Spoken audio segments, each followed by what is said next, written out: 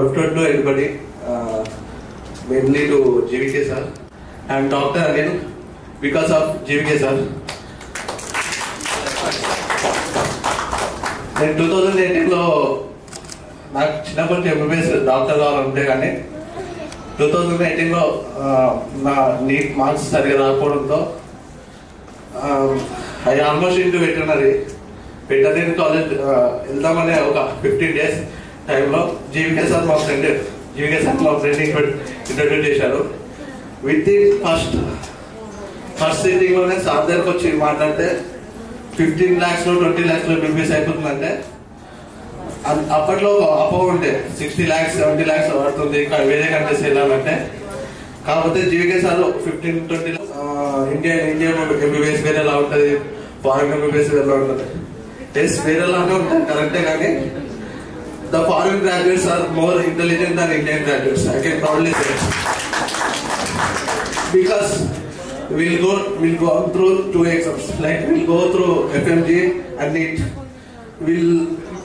In 2 exams we will be more intelligent than foreign Indian graduates.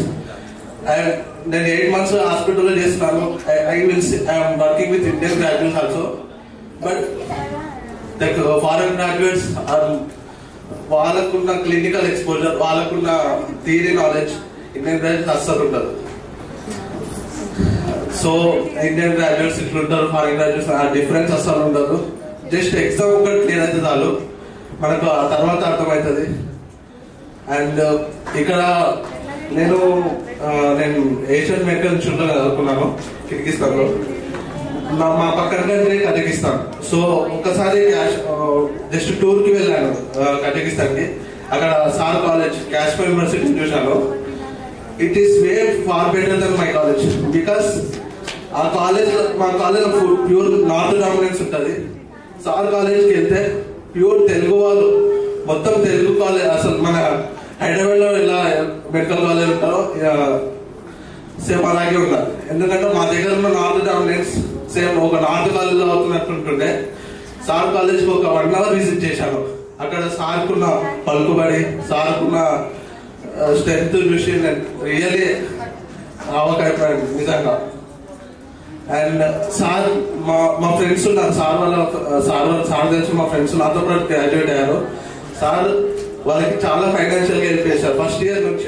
ఎంతో కొంత ఆర్థిక స్తోమతనో లేదంటే ప్రాపర్టీస్ మీద డిపెండ్ అయి ఉండో లేదంటే ఏదో బ్యాంక్ లోన్ మీద ఆధారపడి వీళ్ళు రూట్ వేసుకున్న వాళ్ళు, ఇప్పుడు మాట్లాడుతున్న వాళ్ళు కంప్లీట్ స్క్రాచ్ నుంచి, అంటే రూరల్ బ్యాక్గ్రౌండ్ నుంచి ఎక్కడెక్కడి నుంచి, అంటే నేను ప్రయాణం ఫస్ట్ 2018 లో స్టార్ట్ చేసినప్పుడు నేను తీసుకెళ్లిన స్టూడెంట్స్ కూడా complete like middle class poor background. నాకు వాళ్ళలో కాంటెంట్ చూసి అరే వీళ్ళు కష్టపడతారు, వీళ్ళకి ఏదైనా వెన్ను తట్టి నిలబడితే లైఫ్ లో ఎదుగుతారు అని నేను చాలా చాలా అడుగులు ముందేశానండి.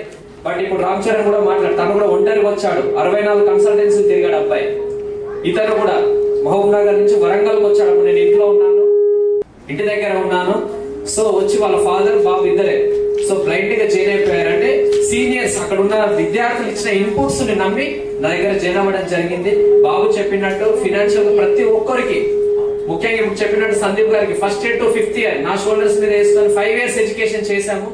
అయినా బాధ లేదు. ఈ రోజు హెల్తీగా హ్యాపీగా తన ఫ్యామిలీని భుజాల మీద వేసుకొని సాదుకుంటున్నాడు. మాకు గతకంటే ఏమి కావాలంటే వాళ్ళ నుంచి వచ్చే ప్రేమనే. సో ఆ ప్రేమ ఎల్లప్పుడూ ఉండాలి, నలుగురికి పంచాలని కోరుకుంటాము. Thank you so much. Thank you.